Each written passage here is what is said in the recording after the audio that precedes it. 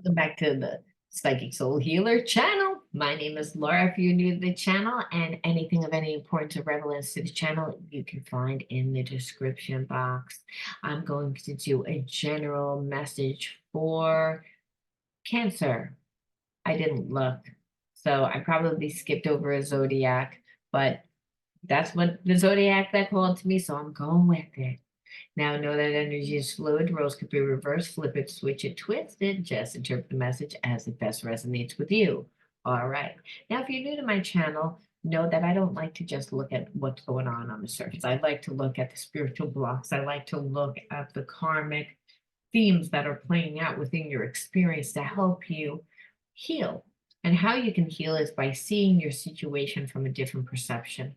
A lot of times within readings, we know what the person's intention is. We know what has transpired. We see that within the cards. And then we see what the person is going to do if they're going to do anything. And that's good. But the problem is that a lot of times when we like readings, they can, it can be a lot like Russian roulette, depending on what you hear. You can either feel really happy or you can feel sad, or you can then become paranoid, which would fall underneath again the energy of fear, because there's really only two energies, love and fear. So sad also would fall under fear. And so then over time, you begin to perceive your situation through a perception of fear, which is never good because your behaviorisms and your habits will then be triggered by what you're perceiving. And a lot of times that's what sabotages a connection when we didn't really want to sabotage a connection, but because a person wasn't acting the way that we perceived that they should, and then we misinterpreted it, and then we perceived it wrong, we can see how all this psychic energy winds up playing out, and then what creates a wound. And the wound for us is an emotional and a psychological one. Now, as energy beings, that's what you're made up of. You're made up of the thoughts that you think, the emotions that you have, right? And of course, we all are born with this divine energy. And this divine energy is source energy, it's universal energy, it's the energy made up of the universe. And it's the vibration of unconditional love. So when you're out of balance, you're out of balance with the laws of God, the laws of love, the laws of nature, and the laws of the universe for a reason. It's because they're all the same thing, and that energy is inside of you. However, the spiritual block is, again, that psychological and emotional experience, traumatic experience that you went through that made you perceive yourself, this situation, through a lot of times a place of disempowerment, a place of fear. So in order to be able to heal, we have to have awareness first. And then we have to integrate the spiritual lesson. And so it's never just an easy 1, 2, 3. The reason why I wanted to say that we look at the situation through a more spiritual perspective by looking at the shadows is so that when you see that your person's behaviorism or habit, how they're treating you is not nice and it's making you feel bad, well, you get to look at your situation from a higher perception, and that's by looking at what's triggering them to make them behave the way that they are. That says a lot more about them than you. So this is why we want to be able to look at what the shadows are, because if you know what the trigger is, you could actually do something different. You could actually shapeshift the situation. If you get triggered, if they do something to you and they trigger you, you can find out what that trigger means, what you need to heal inside of you to integrate that energy. That also will change the dynamic of the connection. And a lot of times that doesn't mean that you'll stay in the connection, because sometimes your perception changes now that you just are no longer attracted to that person because of what they did. And now that you've evolved, you've healed, and now might see that they haven't healed. A lot of different things. like, again, a lot of different scenarios that can play out. But shape shifting is the fact that you can choose the reality that you want to experience, because now you have all the information. You don't just have a little part of the situation. I just wanted to put that out there. I know that that might seem like a lot, but for those of you that don't know what shadows are, again, they're the parts of ourselves that we rejected and detach from. So you want to heal this part of yourself, even if you don't want your person back. Again, the person just came into your life to create awareness for you to heal. Whether you stay with them, you don't stay with them. Of course, we're going to see what you would do, but a lot of times that's again, spiritual soul connections are just come into our life to create awareness, to heal us, to help us heal, I should say. And the healing process all the time, it's not a smooth ride. That's why you're getting someone that you're like passionate about, because you wouldn't stick around. Now, if you're someone that wants to do shadow healing, you need to check out my subscription box, because I have a great shadow healing program where I have offer inner child healing, shadow healing, reparenting, and all the healing modalities to heal the effects of trauma. That's a big deal. It's a big deal for $7.99 a month. Once a week we meet, I give you all the PDFs, and we do a different healing modality every time we meet. So you'll eventually see which ones work best for you. One size doesn't fit all. We're all unique. Even if the traumas are the same, the way that they're channeled out, the way that they affect us is different. So you wind up really getting to know who you are. This is a card channel that's a healing channel that allows you to dive deep within inside of yourself. And my coaching programs that I offer allow us to do that even deeper, obviously, because I'm spending an hour, like one time a week for a month, and you're able to reach out to me whenever, and I'll answer your questions. All right, now without further ado, if you want to enter into winning a free reading with me, you need to like the video, subscribe to the channel, and write the word narrow-minded in your comment box. Narrow-minded. Um, now, I also like to open up my readings with that card. Just if you're new to the channel, most of my followers actually know that. Eventually I'll stop saying it, but I always feel like I still need to say it. So I'm feeling as if you're connected to someone that is no longer narrow-minded. How do you like that? I feel like when they dealt with you, they were really narrow-minded. Now I feel like you're being a little narrow-minded because of the way that they treated you. I'm feeling that this person normally is a narrow-minded person. They're very conservative in their views. I feel that you're a lot different than most of the people that they've dated. And they're not someone that trusts very easily. And I feel like you're very trusting in the beginning, and they kind of thought that that was like flighty, or they got triggered a little bit by it. And you know, they were someone that likes to label. They're someone that likes to judge, even if they say that they don't.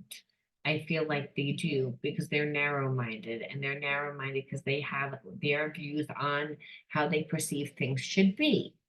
And that's through the environment that they grew up in, what worked for them, because that's really what narrow-minded is. It's when a person tends to look at things only from their point of view. And so, and when, you know, they are contradicted, they'll get triggered, and that's what I feel like happened. So we're going to look and see why that's the underlining energy. This is the underlining energy, and right now what we see is a trigger, or automatically. Why? Because narrow-minded. It's like you're not going to see my point of view. If you really care about me, you would want to see my point of view. This is normally what we say when we're dealing with a soulmate. We're like, okay, like that's an oxymoron. You're doing exactly what you shouldn't want to do. And I feel like their narrow-minded really had more to do with them than you. It's like that they're restricted, that they don't feel safe in relationships, that they create walls through their perceptions of how things should be to keep them safe. It's a way to protect their heart. I mean, is why I feel like a person is a lot of times why they're like so strict in like their in the way that they deal with, people in life. It's again, they're always coming from a place of safety. They're not strong within themselves. Okay, let's just take a peek and see what's going on now. And well, I'm gonna choose a completely different deck, one I haven't used in a while. Okay, you are the person of my dreams. It's like that's why I said I don't really feel like they're narrow-minded anymore. And I feel like it's because they were very stubborn, being narrow-minded. I feel like this person was like, nope, I'm not budging. Nope, I'm not budging. And they were like, I'm not going to cave. But even though they didn't cave, they never really took their energy off of you. They never left. And so they watched you from afar. And I feel like because they watched you from afar, they grew an attachment. They grew an attachment to you.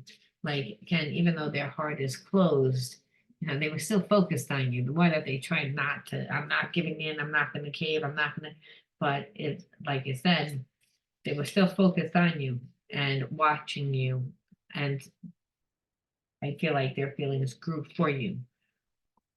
Uh, they wanted you to think that it was just a fling in the beginning. I think that they just again thought that it was like a one time, that it was like just like an insignificant thing because of again their perceptions of you, of their perceptions of what relationships are. And I feel like this person was normally had commitment issues, and this is why they were narrow-minded, and that they were used to just dealing with relationships like they're just a fling. It's that I don't really open up my heart. I don't really have those type of relationships don't happen to me. This is what I just heard. But they don't happen for me. Like maybe I've tried to do it once, twice, it never works out. Please be patient with me because it's like I do like you. It's like, and I feel that we still have a connection. So the person that you're in contact with, or the person that's connected to you, I should say, there is no contact, is that is a soulmate that, like you said, was used to living a certain way, not being in any type of committed relationship, not wanting a committed relationship. And the fact that they're not being narrow-minded anymore, they're like, well, I don't really know how to be, how to be vulnerable. I don't know what that looks like. And it's like they're trying to, and I don't mean to laugh, but it's like they're trying to like logically figure out how to be emotional. That's what it feels like. I don't like almost like this person built up a wall to be safe. And so there's a sense like it said, like, well, I don't like if they're vulnerable, they feel stupid. That's what they feel weak. So almost like they were brought up by a very strict parent that told them never be vulnerable, always be strong. You always have to be a leader. You always have to, never show them that you're weak. That type of energy, and so your person like became somebody that never showed feelings. You didn't want to show feelings. You make me want to be a better person, and that's what I mean. It's like they will watched you from afar. And the more that they watched you, the more that they were like, they looked for like flaws, they looked for problems, and they couldn't find anything. And so they were like, and that made them look at themselves and be like, well, that wouldn't happen for me. Nah, I couldn't, that person probably wouldn't like me. Well, that person, and then like now they're narrow minded, like I said, it is changing. And that's how what started. It was like, and I feel like it's the opposite of that they were once narrow minded, but they're like not now. Like they can see themselves with you.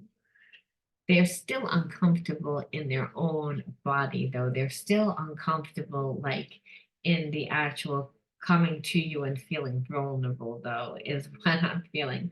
I am not available. And when I feel like that's emotionally available,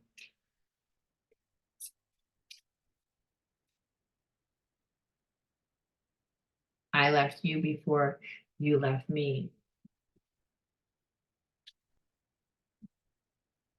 So I feel like this person's all over the place. You and I were too young. This person is making like a lot of excuses. Like I said, I feel as if they have watched you from afar and they have grown feelings for you, but there's a part of them that still doesn't know emotionally whether or not they could be with you. And I'm saying that only because it's like they feel really uncomfortable, like I said, in their body. It felt like they were getting a little bit in their own way. This person doesn't know how to be vulnerable. They don't know how to let their heart lead them. They're too afraid. They built up too many walls. So in that, they're stuck in their mind, looking for an excuses. And then part of them is like, I left you before you left me because I only knew you were going to leave me. Because those type of relationships don't really work for me, is what I keep hearing. Though this person does have feelings, and I think that that's what's kind of flipping them out. They're not used to growing an attachment, so it's almost like they don't know what to do with this energy. So now they're like, well, you and I were just too young, but this person is all over the place, and I don't even think it was too young. I feel like, well, we were, it wasn't the right time. They make one excuse after another because they're looking for a problem still. They're subconsciously doing it. In the beginning, they did do it. In the beginning, they were narrow-minded. They were stuck in their way. Now they begin to watch you and grow feelings for you, but their mind is still like looking for a problem. Looking for a problem. I wish I could share my good news with you, and they can. They need to be vulnerable. They need to be vulnerable. Like, I feel like this person makes everything difficult. Like, I can see how, like you could lose your if you're not a patient if you're not patient with this person, which is why they ask for patience. Please be patient with me because I don't know what the fuck I'm doing. And that's the energy that comes through. It's like I want it, but I don't. I'm nervous. I don't know what to do. I don't. So they're kind of like just can't seem to get out of their own way. And I'm just going to pull three from this deck, and I don't know why I'm called to do so. Influence. I feel like they ask too many people what to do, and they're always influenced by the wrong types of people. The person's not strong in themselves. That's what I see here. Someone that has only been in bad relationships and probably someone that has always had the upper hand in a lot of relationships because they're very strategic in how they deal with it. So they have relationships that are passionate, that is like a fling, like where it's here for a good time, not a long time.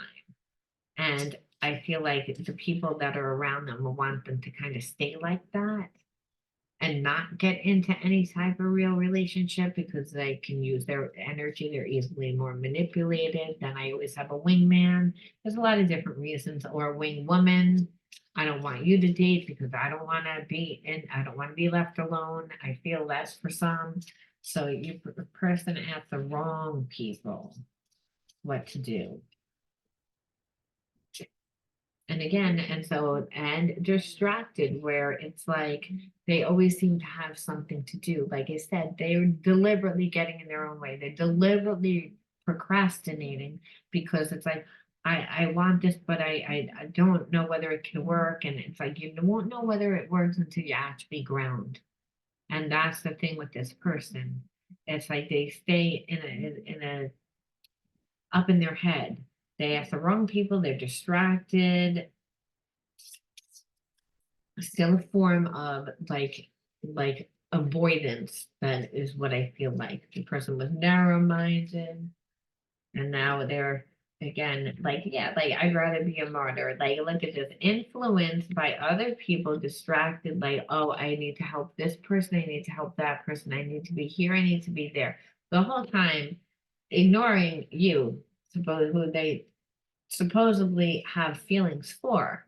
But it's like you said, what I see is that this person is always looks at things the wrong way. So even though they're not narrow-minded in how they view you anymore, their approach to life is still pretty much narrow-minded. Like, well, this is important. Like they almost want to know that you'd be like accepting them back before actually trying to do anything to fix the situation, is what I'm feeling. And they feel bad about it. That's why it's easy for the other people to manipulate them, is what I feel like. It's good to be a martyr. It feels good. It's like I'm giving up what I really want because I don't I because I'm afraid to do what I would really need to do. And I don't know, like, yes, I have feelings for you, but I also have these other feelings that relationships just don't work out for me.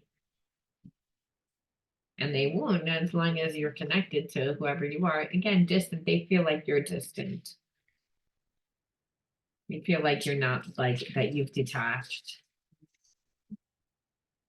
And they were hoping that their distance would have you come running back. They thought that you would like be upset, and what they see is that you're not upset. Again, so it all comes down to forgiving. Like they don't really know whether you're going to forgive them, and that's what it comes down to. I feel like if they knew for sure that you would take them back, they wouldn't have a problem, but they don't. So they perpetually keep themselves up in this place of procrastination and doing for other people and hopes that you'll come back to them, is what I feel like, to reach out, hoping that they're little tricks at first, like I'll be distracted, I won't give you any energy. And I feel like all of it's backfired. And now it's like it's become worse because they didn't deal with it. And that's what they see. So that's why they're like, I don't know how this could come.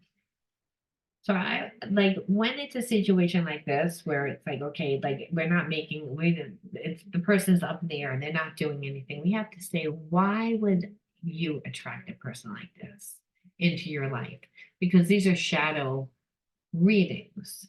We need to look at like what their wounds are to understand why they're doing what they're doing. And what we saw was, again, that they just never had good relationships. There's a part of them that doesn't believe that they can have those type of relationships. And that's what happens when you just have one fling after another fling after another fling.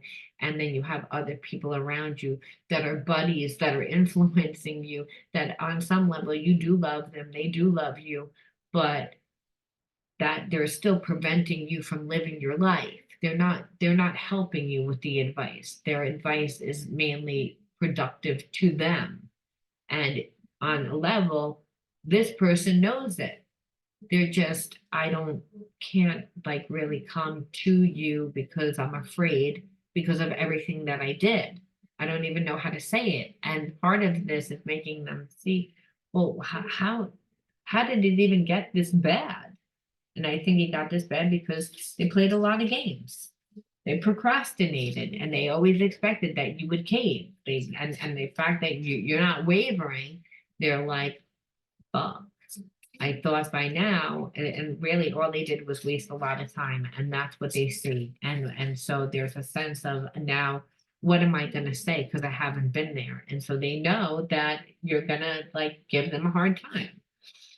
Again, rebellion. So again, I feel like this person made you feel as if you were like a rebel, like that you like wanted specific things, that that's how they actually view you. They view you as if you're a rebel. You're not, but they made you feel as if you were bad, like you're going up against this person, not caving. And so I feel like in growing up in the family that you grew up in, a lot of times it's not about going along with the crowd. I mean, your family could want the best like for you, but what's the best for you, they don't really know because they're not you. And so when people perceive that you're like doing things differently, or they get triggered, and I feel like your person sees you as that because you stood up to them, but and that triggered you to be like, okay, like I always feel like I'm going against the grain, like I'm always seen as like the problem. Because rebels are kind of seen as the problem, when it's like I'm not the problem. It's like you're making me feel like I'm the problem when you're the one that's playing games. You're the one that has a problem. You're the one that's acting like you're hurt, but you know exactly what you're doing. So it's like this person never came up against a person like that, but it's like it made you have to stand up to yourself. For yourself, it made you have to become stronger, tougher, because rebels are kind of like tougher because they don't care. They're like, I'm going to do what's right, what's just for me, what I believe in, as a rebel without a cause. Some rebels are rebels that have causes. You're a rebel that has a cause. You're like, I want to be respected. Your wishy-washy energy is bullshit. It's like you always have a problem with me, but that's not that they have a problem with you. They have feelings for you. They have wounds, so they're always coming from that broken place, fragmented place. Again, belittled, and so like this. So those are your wounds, inner child wounds. When we say, why did you attract this person? Well, I feel like it's that you feel like when someone belittles someone, they make them feel small. And so I feel like you did say things to this person. You did want a balanced relationship. They weren't capable of giving. They weren't capable of giving you anything. And so their way was because they wanted to be in a relationship with you, but there was also part of them that didn't. So they wanted everything their way. So in order for them to get it that way was to keep you hooked. And so if they could belittle, if you felt small about yourself, well, then I could always just make it like, well, we can't be together because of something that's on your end, when really that was nothing, which is why, again, the person was making you feel as if you were a rebel for asking for what you know is fair and right, where it's like, I'm not a bad person. It's like you're trying to make it like I'm like doing something wrong and outlandish and over the top when really you are. When really they're afraid to be a rebel, to step away from their little security, which is some of the people that they talk to, and just their narrow mind, their mindset. Being a rebel to where you actually allow yourself to love is what this person needs to do. So I kind of feel like anybody that wasn't a little bit of a mouse would trigger this person. Somebody that's like not going to go along with everything that they want, which is again why the story opened up with narrow-minded. Like it's either their way or the highway, and but their way isn't a fair way for you. And so, of course, when a person gets caught, what are they going to do? They're going to belittle and they're going to make it like it's your fault. And so that you like you're at like acting like some sort of rebel, when meanwhile you're not. So we asked Spirit, well, what's the whole point of that energy? Well, I think it's karmic, obviously, like because it's again being with a person like this, you would have never gotten what you wanted. And that would have kept you in a place of disempowerment, would have taken up your energy. And living again according to somebody else's rules, which was your inner child. The inner child wounds that you had was, well, every time like I wanted to be myself, I was belittled and I was seen as a rebel for like sticking up for myself when really I wasn't. So Spirit says, so positive thinking, you keep positive. It's like that's the energy that needs to be put in to the situation. We say, well, sometimes after we deal with the person, we feel a little like crap. It's like, what energy can we put into our life make us feel better. And this is positive thinking. My life is full of small patches of light. I direct my thoughts to that which brings me well being. I place that is weighty for me into the hands of the universe. Little by little, the light awakens in my being and I find serenity. So, what this is saying is that the small patches of light is where you direct your thoughts, right? Because there's unfortunately always going to be a person or a situation or an experience that isn't 100% like the smoothest. I mean, not every second of our life, but often. There's just, we don't have control over what happens in our life, right? And so we can allow those things that we don't have control over that are perceived to have affected us in a negative way. We could be stuck in that type of experience for long periods of time, just like being in a bad relationship, being with someone where we're like, okay, like you just couldn't do what you should have, and you wanted me to like belittle, you wanted me to lower my standards for you. And it's like, and when I didn't do it, you twisted it. Well, Spirit says you don't want to keep your mind there. You want to keep your mind on the happy things in your life, the things you do have control over, the things that bring you joy. And when you do that, then more things of joy come into your life, and that things that you don't have control over. And that, which tells me, oh, that you put in Spirit's hands, but that this story pretty much is saying that, it was karmic. That's why. And it's a test. Usually good things happen after we get tested, though. But I'm going to leave that there. I hope that you resonated with this story, Cancer. And if you did, let me know, and I'll talk to you soon. Bye.